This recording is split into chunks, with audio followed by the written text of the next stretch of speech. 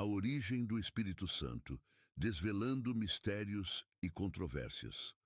Imagine um enigma que por séculos tem provocado debates acalorados entre estudiosos, teólogos e historiadores. Um mistério que perpassa a história do cristianismo, levantando mais perguntas do que respostas claras. Este é o enigma da origem do Espírito Santo. Afinal, de onde vem essa figura crucial para a fé cristã? Quais foram os fatores históricos que moldaram nossa compreensão do Espírito Santo? No vídeo de hoje, vamos mergulhar profundamente na história e nos questionamentos críticos sobre a origem do Espírito Santo, guiados pelas análises de acadêmicos que questionam as explicações tradicionais. Prepare-se para explorar uma das questões mais intrigantes da teologia cristã sob uma ótica puramente histórica e crítica. A Trindade em debate. A primeira grande questão a ser abordada envolve a própria formulação da doutrina da Trindade. Nos primeiros séculos do cristianismo, a noção do Espírito Santo como parte de uma trindade com o Pai e o Filho não era unânime. Para muitos estudiosos da história do cristianismo, essa ideia foi desenvolvida gradualmente, em resposta a debates teológicos que surgiram no século IV. O teólogo crítico Gerd Lüdemann, por exemplo, argumenta que a ideia do Espírito Santo não está claramente presente nas primeiras escrituras cristãs, como as cartas de Paulo ou os evangelhos mais antigos. Lüdemann afirma que a concepção do Espírito Santo como uma pessoa divina emergiu como resultado de pressões políticas e teológicas no Concílio de Nicéia, de 325 d.C., e no Concílio de Constantinopla, 381 d.C. Essa visão de que a ideia do Espírito Santo passou por um processo de construção ao longo do tempo, em vez de ser uma doutrina inalterada desde o início do cristianismo. Esse desenvolvimento seria, segundo esses acadêmicos, uma resposta à necessidade de harmonizar crenças diferentes dentro da Igreja em expansão. Origens judaicas e helênicas. Outro ponto de divergência entre estudiosos críticos diz respeito às origens do conceito de Espírito Santo. Alguns estudiosos, como John Dominic Crossan, sugerem que a ideia do Espírito Santo tem raízes em tradições judaicas e helenísticas, e não em uma revelação singular no cristianismo. Crossan aponta que o conceito hebraico de ruach, que significa vento ou sopro divino, era amplamente utilizado nas escrituras hebraicas, mas não possuía a conotação de uma entidade divina separada.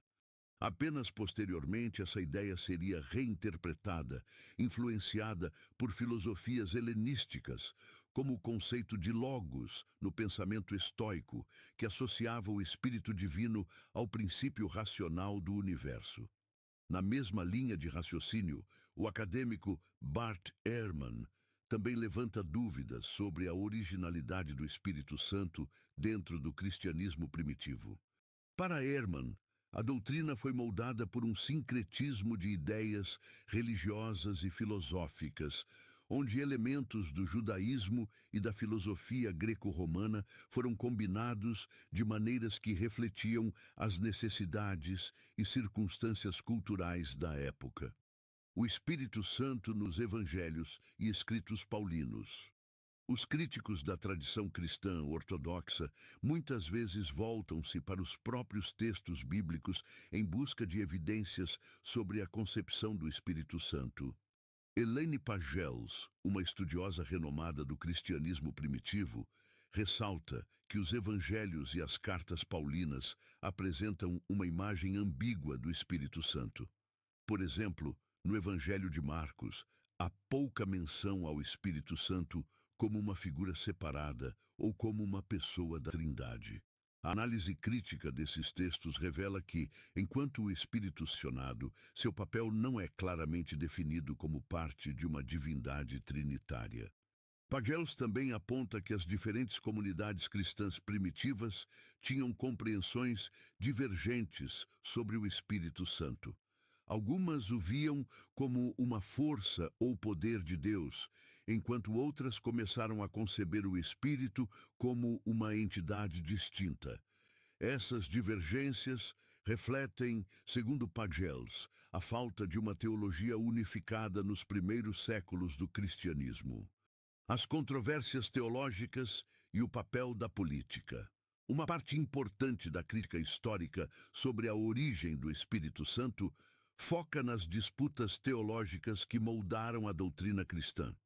O historiador Charles Freeman, por exemplo, argumenta que o desenvolvimento da ideia do Espírito Santo como uma pessoa da Trindade foi amplamente influenciado por questões políticas dentro do Império Romano. Durante os concílios ecumênicos, como Niceia e Constantinopla, líderes da Igreja não estavam apenas lidando com questões teológicas, mas também com pressões políticas para criar uma fé unificada que pudesse sustentar o império. Nesse contexto, o Espírito Santo se torna uma peça essencial na construção de uma doutrina trinitária que pudesse combater heresias como o arianismo, que negava a divindade plena de Cristo. Freeman também destaca como o conceito de Espírito Santo foi utilizado para reforçar o poder da Igreja institucional.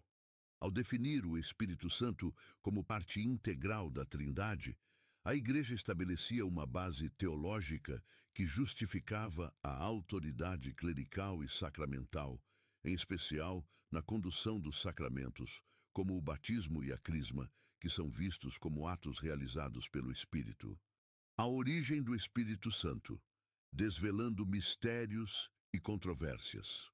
Se já exploramos as questões centrais, tendo a construção teológica do Espírito Santo, vale a pena nos aprofundarmos ainda mais em algumas nuances que tocam a evolução desse conceito. À medida que avançamos, veremos como as discussões acadêmicas críticas continuam a desafiar as bases do pensamento tradicional e como fatores culturais, políticos e teológicos desempenharam papéis determinantes no desenvolvimento da doutrina trinitária. A influência das heresias cristãs primitivas. Um aspecto importante na história da formulação do Espírito Santo é o papel que as chamadas heresias desempenharam na definição do que hoje chamamos de ortodoxia cristã.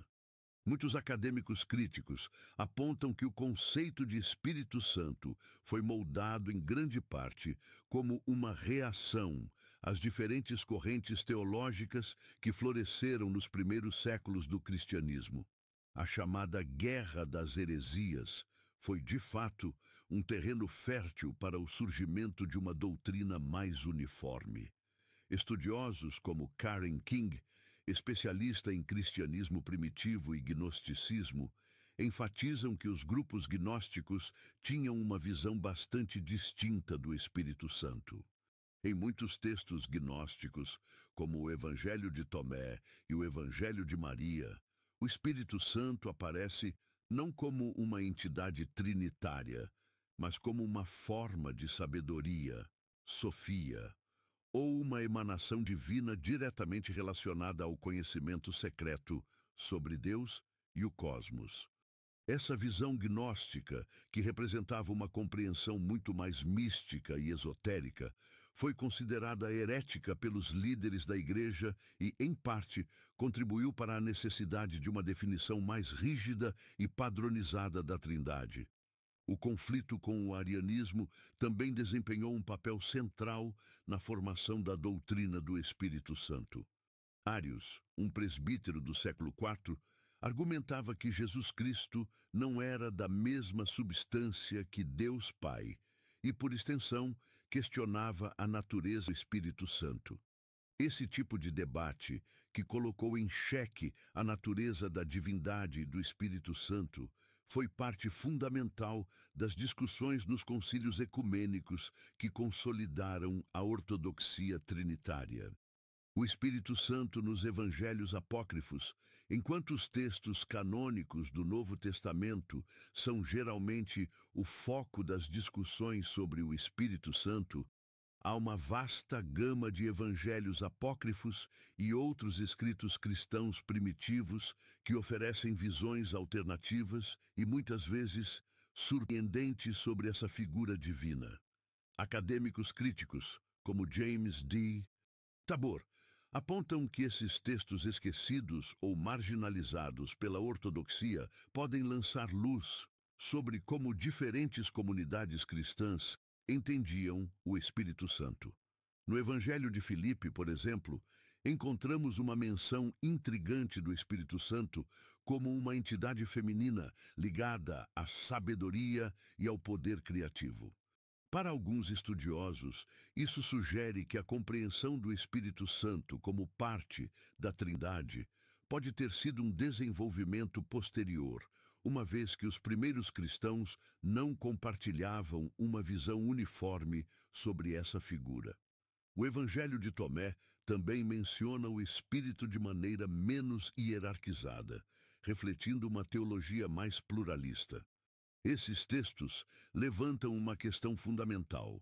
Até que ponto a versão oficial do cristianismo, incluindo a doutrina do Espírito Santo, foi resultado de escolhas históricas e políticas que deixaram de fora outras interpretações igualmente válidas? Essa é uma pergunta que ressoa entre os estudiosos críticos. O papel do Espírito Santo na formação do cristianismo ortodoxo. Além dos debates internos sobre a natureza do Espírito Santo, há uma questão igualmente importante relacionada ao seu papel na institucionalização da Igreja. Conforme o cristianismo se expandia e enfrentava uma maior diversidade de crenças, a necessidade de uma estrutura eclesiástica unificada tornou-se mais evidente. Aqui, o Espírito Santo assumiu um papel central, especialmente nas práticas sacramentais e na legitimidade do poder clerical. O historiador Peter Brown, conhecido por seus estudos sobre o cristianismo tardio, argumenta que o Espírito Santo foi instrumental na construção do poder hierárquico da Igreja. Segundo Brown, à medida que o clero se consolidava como uma classe distinta, o Espírito Santo passou a ser visto como o mediador entre Deus e a humanidade, sendo canalizado através dos bispos e sacerdotes. Isso transformou a doutrina do Espírito Santo em uma ferramenta de legitimação da autoridade eclesiástica, o que ajudou a reforçar a centralidade dos sacramentos, como a confirmação e o batismo, que dependem diretamente da ação do Espírito. Para os estudiosos críticos, essa instrumentalização do Espírito Santo para reforçar o controle institucional é um claro indicativo de que a doutrina não foi apenas uma questão de fé, mas também de política e poder. O Espírito Santo se tornou, então, um símbolo da ordem espiritual estabelecida, vinculando o povo ao clero e ao império. As controvérsias da Filioque. Um dos debates mais prolongados e significativos sobre o Espírito Santo no cristianismo envolveu a questão da Filioque. Esta palavra latina, que significa "e do Filho", foi acrescentada ao credo niceno pelos cristãos ocidentais no século VI, afirmando que o Espírito Santo procede tanto do Pai quanto do Filho, e não apenas do Pai, como sustentado pela tradição tal. Esse pequeno acréscimo provocou séculos de disputas teológicas entre o cristianismo oriental e ocidental, e é considerado um dos fatores que levaram ao grande cisma de 1054. Para estudiosos críticos, como Richard Rubinstein, essa controvérsia revela como a doutrina do Espírito Santo foi usada não apenas como uma questão teológica, mas também como uma ferramenta de poder e divisão dentro da Igreja. Rubinstein argumenta que a inclusão da Filioque no credo foi em grande parte uma decisão política destinada a consolidar a autoridade do Papa sobre os cristãos ocidentais, em oposição à autonomia dos patriarcas orientais. Conclusão: a teologia e o poder da interpretação. Concluímos então que a origem do Espírito Santo, longe de ser uma verdade estática, revela a complexidade e a dinâmica da construção teológica ao longo dos séculos. A partir das primeiras divergências nas comunidades cristãs primitivas, passando pelos debates conciliares, até as heresias que moldaram a doutrina, o Espírito Santo emergiu como uma figura multifacetada, adaptada às necessidades políticas, culturais e espirituais de cada época. Para os acadêmicos críticos como Gerd Ludemann, Elaine Pagels e Bart Ehrman, essa história é um testemunho do caráter humano e histórico da teologia. As disputas sobre a natureza e o papel do Espírito Santo nos mostram que a fé não é uma entidade monolítica, mas algo constantemente moldado pelo contexto e pela interpretação.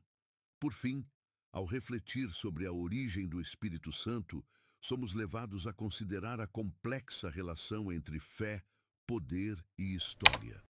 Talvez a grande lição desse estudo seja a de que, em vez de buscar respostas definitivas, devemos abraçar a riqueza e a profundidade das perguntas que esse mistério continua a nos apresentar. Imagine por um momento voltar no tempo, para um período muito antes de